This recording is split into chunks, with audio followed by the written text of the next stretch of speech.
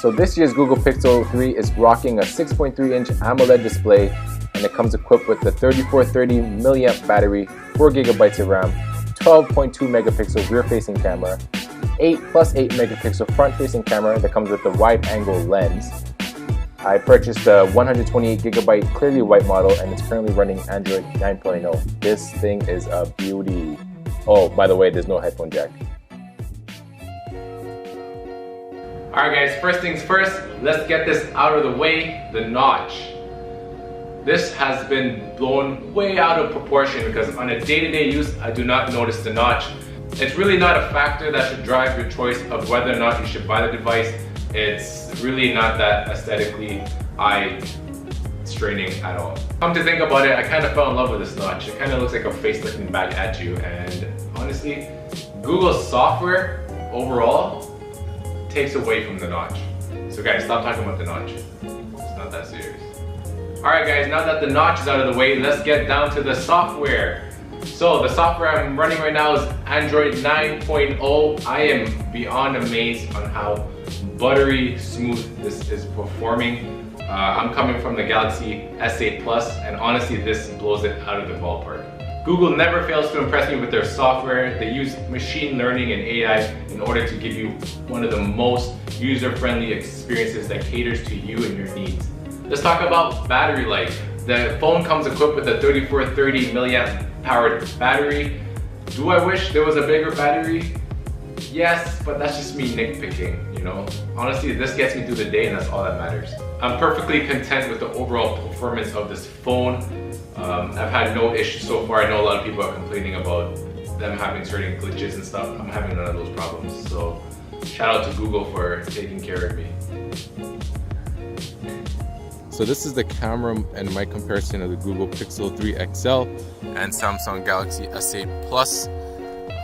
Testing out the video stabilization on both devices as I'm walking through this park. Now this is a front-facing camera test.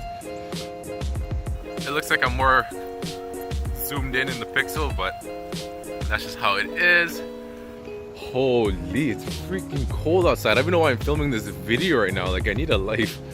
So this is just testing out the video stabilization on both devices. The color, the contrast. We're gonna upload it on the computer later and take a look and see the difference. Just by looking at this, I can see like the Pixel already looks like it's stabilizing me a lot better than the Samsung. But the Samsung, I'm kind of liking the colors a little bit more. So here's a side-by-side comparison of both devices. As you can see on the left, the Google Pixel is really able to use HDR+ to its advantage. It brings out a lot of the blues in the sky and is able to get its contrast correct compared to the Galaxy S8 Plus, which has too much lightness to it. You can see the wood on the bridge, how the wood is definitely a lot more vibrant on the left as to the right. So here's a side-by-side comparison of a tree.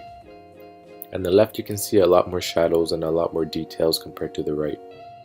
Once again, the Samsung tends to oversaturate the photos, adding its own beauty effect to it. By all means, I am not biased, guys. If you were to give me a side-by-side comparison photo and not tell me which device has taken the photo, I would definitely still have chosen the left. Night mode on this camera is insane. Like, I don't know how they're able to even do that. I guess machine learning and stitching photos together comes a long way.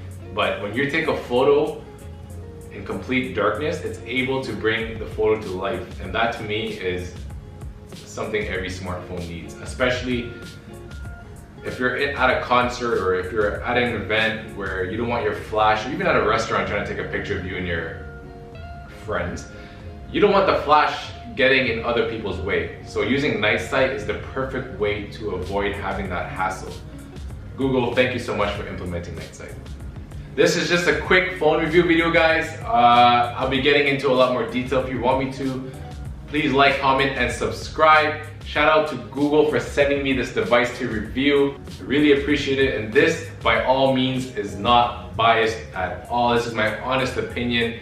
Do I recommend this phone? Yes, I do. I'm coming from the Samsung Galaxy S8 Plus, I've had all the smartphones on the market, and I can honestly say that Google has had my heart since the original Pixel XL from 2016.